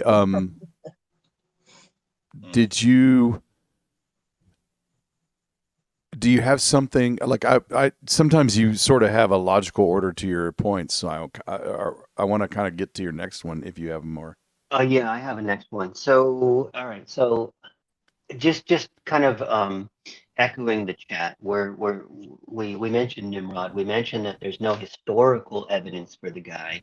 He's not in any of the clay tablets that were found, and yet he's just prolific in notorious in other rabbinical writings, Muslim or Arab writings, and in the book of Jasper's probably got the most to say about him. I've got that one open right now.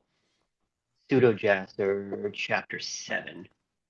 But here's the thing. If he was the grandson of Noah, and he's later tormenting Abraham, there's almost 1,000 years, or approximately 1,000 years between Abraham and, between Noah and Abraham. So are we saying that this guy lived like 1,000 years? Wait, Probably how do we not have any stories when I thought there were 2 Nimrods? Were there? So There was Seems there like- was one that was the grandson, and then there was the one that married or somehow hooked up with his mother. Oh, Because No, you're not thinking of that wasn't Nimrod. That was the guy that Osiris. stabbed his eyes out. Oh gosh, the one that hooked up with his mother. That's the one that Oedipus. Oedipus, yes. I'm not talking no, about we Oedipus. we were talking about this the other week. No, Yeah, exactly. Remembering, Yeah, where is Nimrod had a spiritual reincarnation in some lady's Thank you. son. Thank you. yeah. Let me pull it up. No, Here we go. Oedipus. No. I know about Oedipus. No, that's not who I'm talking about. Yeah, we covered this a couple weeks ago. We talked. Yeah, there was something about the mother who was like a sorceress or just kind of like, dubious character, and then Yeah, she claimed, very dubious. Very dubious. and then she claimed He was her name was reincarnated her name's on the tip of my tongue. and renamed the so-called reincarnation Nimrod. So where does all of that come from? From what you're saying? Okay, good question. Where does that story come from? Well, what are the stories of Nimrod? Okay. What you're thinking of that? I just want to say that there are less less red pills than people are watching, so people hit that red pill. And I also want to say, how did Nimrod, when I was in high school, become an insult? Because when anybody wow, did something, that is a good. when I was in high school in the 80s, Nimrod was an insult. Yeah, So, like bonehead, right? Yeah, it meant dumb. Exactly. I never made that connection. Good for you, Nolan. That was a good one. No, I've been thinking about this I give you whole credit on that conversation, but we got sidetracked, and I've been meaning to bring this up because that is a Nimrod good one. was insult. I don't think it was ever used in any movies as you Nimrod. Like No, it's been in movies. It's been in movies. I'm pretty sure it has too. I don't know if that's the cultural significance of the insult. Dude. Nimrod was back in the 70s, 80s type shit. You know what I mean? Well, yeah. That's when I went to high school. Yeah. It feels like ancient propaganda, like anti-Nimrodian propaganda. deeply But embedded. Norm does have a good point. Nimrod was a derogatory, a significant 'cause insult to idiots when in the 80s when I was in high school. I don't know. When you defeat an enemy, you have to badmouth that enemy forever. And I think that's part of how that's a bad word. Like, how did I not make that connection? Oh my God, that is so simple, funny. Ooh. Fucking Nimrod. I've been meaning to bring this up earlier, but we got sidetracked. And Norm, Yeah, you yeah. fucking Nimrod. You Nimrod. Yeah. No, I remember people calling me that all the time. And I never called anybody that, but people actually did call me that because I was the smart aleck, wise. I've never called anybody that nerd. because, for the record, black people don't use words like Nimrod. Well, yeah, I think it was a white people term. Yeah, Yeah, I do. yeah. Just throwing it out there.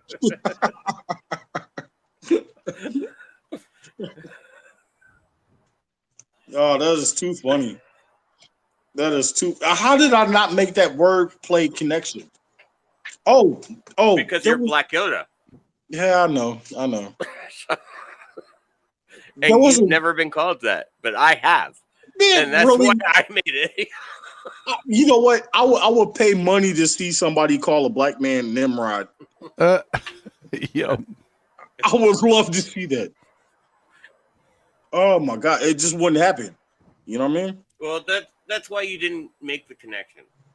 Probably. And maybe I did. Now, keep in mind, people, I'm half black, I'm half white, but how I've It experienced, always makes me wonder which half. I was about to get there. How I experienced my life, it's been very fluent through both cultures. I see both sides for how they are, but honestly, it's never really affected me personally. I'm just me. You know what I mean? I slide in, I slide out. And I don't even have to use the word slide. Like, I get in, I get out. For the most part, people like me just like to be left alone for the most part. And so when I first started podcasting, it was really heavy on me because I could feel other people's energy just, God, like what, like 3-4 years ago, if I did a podcast, I would be crashed out for like 12 hours because that's how much energy it just took out of me. Not from what I've done, but from what people are doing to me, thinking about me or just thinking about what I said and just pulling from the ether, just pulling it out. It's draining. I don't know how to describe it, but there's different. Do you know how to do Photoshop where you have layers of images, right? Yep. I was dealing with that earlier today. And so, like, when you're looking at it from the face view, you just see the image, right? But you don't see the different layers in which the way people connect to you, and they just pull the color out of it. And then you just got to go sleep for like 8-12 hours to get the color back. You know what I mean? Well, no, you can turn off those layers and turn them back on at will. But how I do that is just not being around people, like physically not being around people. You know what I mean? I do, and sometimes you do need a break from certain people because there's certain people that are toxic, and there's certain people. That's why I got all these plants, I got all these animals, and let me bring it back to Dominion. Yeah, that's the kind of Dominion that I like, dude. I got fish, I got dogs, I got a cat, I got my roommate. You know what I mean? Like, there's something about that rooted energy, and we got to get back to that because we walk around with these Nikes on and not connecting to the ground. We're not even connecting to, Gaia, her, walk barefooted through, some grass. and see if you don't Well, feel 100 afterwards. What, it's ironic. what is he doing with his big ass feet? Yeah. No, it's ironic that you mention all those like barefoot and everything, and barefoot, Saint Francis, and all the animals you mentioned. Hold on, I have to get a phone call, but I do want to finish that point. Pythagi, Yeah. any more on that point, or ready for the next one? Oh no, I still need to just make a general conclusion. Right. Okay. All right. So so where I left off, there's like approximately 1,000 years, give or take, between Noah and Abraham. So it seems preposterous that Nimrod could have been the same Nimrod that persecuted Abraham. And then I just earlier posted an article But that don't comes forget, from. there were 2 Nimrods. There were supposedly 2 Nimrods, right? I'm not. I didn't forget. I'm getting to that. Okay. So Oh, damn it. so so I posted an article that Ankavanka found, and it pretty much puts the whole thing to bed. Mm-hmm. It basically says, look, he's attributed to having built and ruled over cities that didn't even exist at the same time. These cities were separated by centuries, so it's doubly doubtful that this was one person. So we're supposed to believe this Russian collusion? Trump, Can I finish? Russia, possible collusion. Okay, so I'm joking. Anka, I love okay. you. I'm joking around. All right. So the point is this. If you read the article, and it's a very good one. So Nimrod becomes this allegory. He takes on basically the role of the person who's rebelling against God. So then that's where the stories start to dogpile on. It's like he becomes the embodiment and the namesake for all those who want to overthrow God or just rebel against him. And you're going to see that pattern in every writing that you come across, whether it's the Quran or it's the pseudo book of Jasper, or even in the two slugs the two comments, the passing comments you see in the actual Bible. So now so Duffy's saying that going back to Terra or Azar Terra, Duffy said in the chat that he was someone who fashioned idols. And as we get deeper into Genesis, we're definitely going to talk about the early Canaanite religions and their idols. It's going to be a really interesting topic. Let me ask you this, Pythagoras. Yeah. Time and time again, I come across things that talk about archetypes, right? And they like to make comparisons to this mythology, to that mythology, and try to say that they're the same thing. It's the same story. It's the same archetype. What is your perspective on archetype? Because I have my own, right? Let me finish my thought, and I'll connect it to your question. Sure thing. All right. So, in conclusion, I mean, we have a big dig ahead of us as far as like Abraham coming from the land of the Chaldeans or whatever you want to call them, and then this migration and the fact that his father was an idol worshiper. Well, that's a theme that's going to come back later in Genesis when Isaac returns to that same ancestral land to find his wife, and she brings with her idols. She causes problems. Yeah, we're gonna touch on that, so that'll come back again. So Yoda, you had said something at the beginning of the night. You said that there's these stories that seem to like mirror each other or repeat. Yeah. And I completely agree. The Bible is replete with stories that sort of are retold or overlap. So, a famous example, Abraham goes into Egypt, tells Pharaoh that his wife is actually his sister because he didn't want jealous lovers to slay him. And then it comes to light that it was a lie, and the Pharaoh wants to protect him.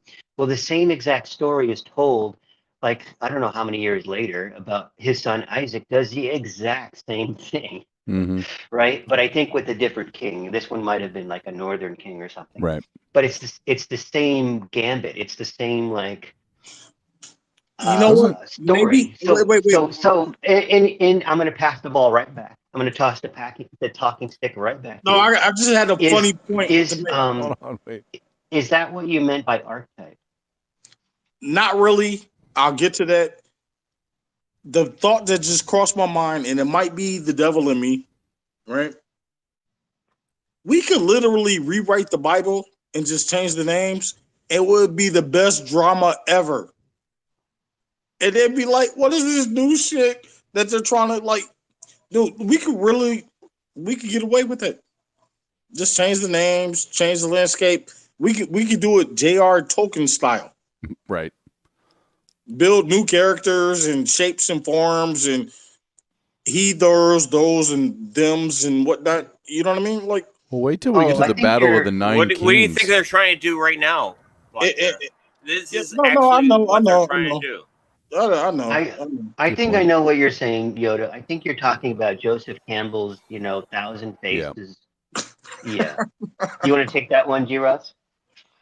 Please. Well, I am dyed in the wool Jungian. Like, high school teacher got a hold of me, threw some Carl Gustav Jung at me, and I never looked back. I love the idea of archetypes. I think they're very useful. So, yeah, I could go on for 18,000 hours. We'll start at least 15 seconds of that hour. Shit. Well, you have ways of thinking that seem to be embedded into cultures so deeply that they get handed to kids and you don't even know how it happens. Like, your kids will mimic you and you're like, I never did that in front of the kid. Could be genetic, could be some other way of inculcating. And I think, Carl Jung kind of models it as a fact, doesn't explain it per se.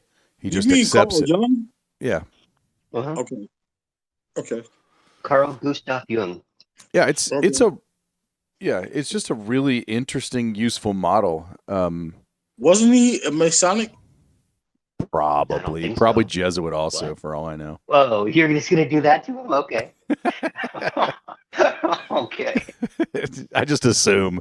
I have no idea. It's a useful model, but it also you can get a little bit what's the word? Gnostic if you Thank you for bringing that up because you tread a dangerous line. Yes, and I've noticed absolutely. that too. Yeah, I do. I absolutely. The you go down the rabbit holes, people. Oh my God! May Black Yoda protect you, because the more you go down those lines, you're like, what the fuck? And apologize for the F-bomb, but the blade of grass between this side and that side is like, absolutely. Whoa. Well, we just were talking about how Abraham's dad was an idol maker, right? Remember the good conversations when we were just joking about that walk back with Abraham's son when he tried to kill him, and they were just probably quiet until they got back to the. Those were good conversations, dude. We've been doing this for so long now that we're just like, whoa, right? Getting deeper. Oh my God! All I want to know. You know what? Frozen. Matt, you know what? I don't want to take it to politics, but I have to. Jim Jordan and Matt Gaetz did it best recently. Yeah. Because Jim Jordan was like, look, we're not trying to do what y'all been doing. We just wanted to stop. Matt Gaetz, we just want to know the truth. Like, what the, it don't get no better than that kind of rawness, people. That's all we want to know. We just want to know the truth, I don't want to believe in a mythology that's not real. I want to believe in the truth. Yeah, I think Scott Adams hits that note pretty well. On what point? He likes to talk about specifically. I don't listen to a lot of him, but I caught him some few years ago, and he was on a thing where he's like, people like to know good news, but true news, and then what they really like is good true news. That's why we have the foxhole, baby. That's right. That's exactly why we're here. I know you're tired. Yeah, if you beautiful and guests. I'm gonna slide in for you. I can feel you. I got I got up at 4 a.m. You said that in the beginning. Yep. Normally we would run this, and I was gonna drop a bomb, like a B bomb. Like normally we would run this bitch until the wheels fall off, people, right? But nah, for the sake of G Ross, let me start the close out. Let this man get some sleep. You guys are awesome. Norm, you stay 100 because you're muted on both the things that I can see. I don't even know how that happened. There's Hang 10 and Norm. I mess up. My phone's not working. Is my mic? We hear you. Yeah, it's working. Now, that wasn't a very interesting part of the Bible when it comes to Genesis, but it's about to get so much good, like with like just the ways you could just go down rabbit holes, right? And I'm looking forward to it. Pythagoras, you stay with us, and I don't know who need to give Duppy a call, right? Well, we need to get better at passing the torch around. You know, the talking stick. Yeah, we'll work it out. It's still new. You know what I mean? A lot of these people that do like channels and whatever they do on YouTube, they've been around for a while. They done work the kinks and the bugs out. Mm-hmm. We're still new, right? Yep. I'm not worried about that part. What I'm interested in is my soul not going to hell. I want to go to heaven. I want to go to the upper room. Right. And when I say upper room, I'm talking about the different levels of heaven, the firmament, and the reason why I could die on the spot if you just break it down to me on how it all works and why it worked and why it was this way. I'd be happy. I'd be like, all right, fuck it. You know, like, yeah, I'm good.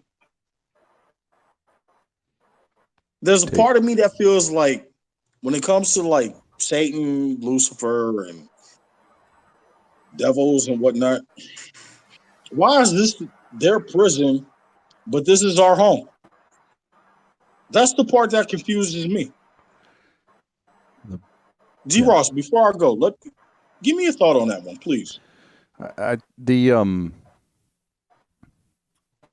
The New Testament tells you this is not your home. We're a wanderer.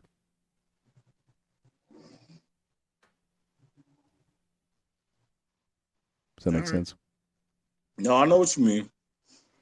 But how is it not your home when you meet your first love here? You see your first colors here. Petrichor is the smell of rain. That's my favorite scent. Right? Mm-hmm. How is this not our home? It's very similar to our home. Am I getting too attached to the physical instead of the spiritual? I know I am. I don't want to judge you, but I'm way too attached. If something was to happen to my son, I would give a fuck. Right. And I will break this planet in half trying to fix something. Mm-hmm. Like you break it in half. That's a very interesting vocabulary for that, because there is a balance. You guys are not gonna. You're talking about the physical and the spiritual. There's a balance that not many of us can reach. I don't even think I've reached it, because they're trying to make the physical outweigh the spiritual with technology. Right. I agree with you on that. I agree with you on that. Mm-hmm. Do you understand what I'm saying? It's a really good point.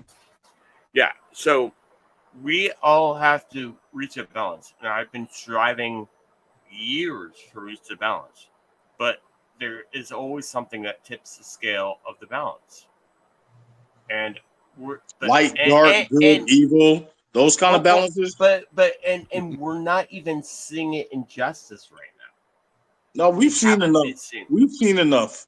Be honest, we've seen enough. You know, justice is blindfolded with a scale. But we haven't seen that balance. We have not. To be honest with you, I want old school biblical justice. Yeah, well, you're talking about Old Testament. That's coming though. Don't say old school. Say Old Testament. The end of the New Testament has revelation. It's pretty dark. No, you know what? Fault me for that if you want to, but there's a part of me, dude. I've learned about so much evil in this world that I can't wait to see it set on fire. Like, not like to burn the world down kind of shit, but that half of the coin. No, I understand. And I don't even want that half of the coin to be on my half of the coin, if that makes any sense. But I don't even want you attached to my coin. I don't think I've ever said this on this channel, but for a long time, I didn't believe in good or evil. I just thought people could be like virtuous. I thought people could be have virtue. I thought people could have virtue without believing in good or evil, right? And you learned the hard way. But I saw pure evil too many times. Right. Well, that's not how I wanted to close the show. This world has been unbalanced for a long time. Listen, that's not how I wanted to close the conversation. No. I don't want to end that on a negative note. I understand, but I'm talking about my personal. Right. So do it on your close. Evil has been tipping the scale, and I realized I had to have. Let's just get some sleep. Do that on your close up. Right. I respect you. I love you, Norm. You know I do, bro. You know I do. I love you too, man. No, and you know I love you, man. I know. But ladies and gentlemen, it's a late night for Mr. G. Ross. We wish you the best. Thank you for having us here. Thanks for joining. And I will talk to you ladies another night. And Pythagoras, dude, you were 100, man. Every time I talk to you, you and Duppy, y'all bring so much good information to the conversation. It impresses me. And I'm nobody. Right? Thank you. And please keep participating because you bring a lot to the show and the people love to hear it. Right? With that, Black Yoda out. I will see y'all next week. Love you, Black Yoda. Norm? All right. So, no, thank you for having me on. Like the other weeks, and my software, my animation software is dumped out on me tonight. So thank you for having me on with myself. But I always enjoy these conversations because we get deep into things that other people won't, and a lot of people don't enjoy my view on it because they say that, like just Black Yoda said, it was dark, and I can get dark sometimes, but I want people to see the light because you can't see the light if you don't know it's dark. I love you, G. Ross. Love you, Pythagoras. I don't want to go on and be like an idiot, so I'll just leave. Bye. Love you too, Hang 10 Alien Surfer. Much love back. Pythagi. Close out. Final. I would just like to thank our wonderful chat, everyone who dropped by. Namster, always in Texas. Fuck made it. Sparky got in here, right? Doopy, or Dumpy, as he's sometimes called, Sloan, and of course, the bestest mod, Anka Vanka. We love you. So I will only say this on closing. Black Yoda mentioned that this section of the text was maybe a little, I don't know, what everybody always thinks when they get to the genealogies. But we did introduce Haran, the location.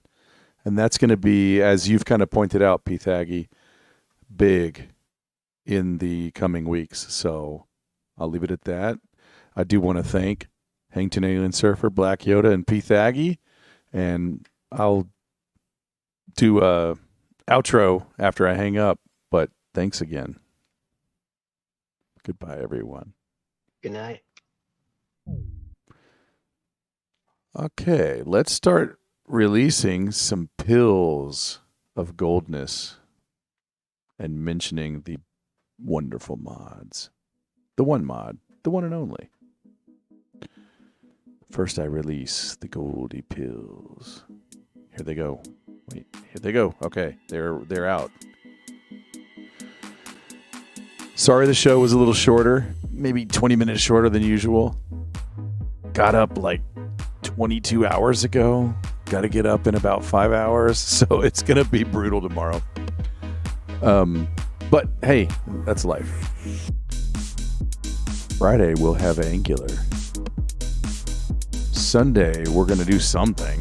Something will happen on Sunday. I'll leave it at that for now. Then we'll be back here for Chapter 12 next Wednesday. Let me start the real proper... Oh, I do have to break down the microphone. I'll be in the Sloan TV chat during that. And has anyone scratched the scratch? Yeah, I see it. Okay. Now I'm really out. Goodbye.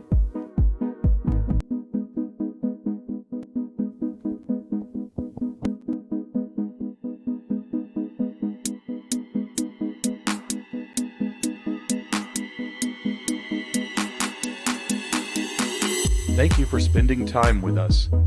We're joined on Fridays by co-host Angular. This has been G. Ross, and you are the underscore. Be sure to catch us on the foxhole.app, DLive, YouTube, or Facebook.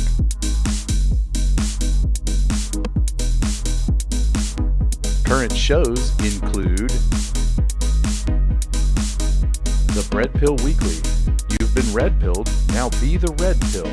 You're out of the oven and ready for delivery on our weekly alternative news roundup and call-in show on Foxhole, DLive, YouTube, and Facebook every Friday at 5:30 p.m. Central, co-hosted by G. Ross and Angular. Current shows include Epistemology for Fun and Profit, where woo meets goo. You're in the woo, and the woo is in you. A philosophical call-in show with occasional guest interviews, diving into the oldest questions. Most episodes are exclusively on the foxhole.app, Sunday at 11:30 p.m. Central. Current shows include 9dNation, the nation with no denomination. Declare to the custom agents any edible plants or miscellaneous worldviews. We take a look back at how we got here, eventually leading into a regular Wednesday night Bible study at 11 p.m. Central.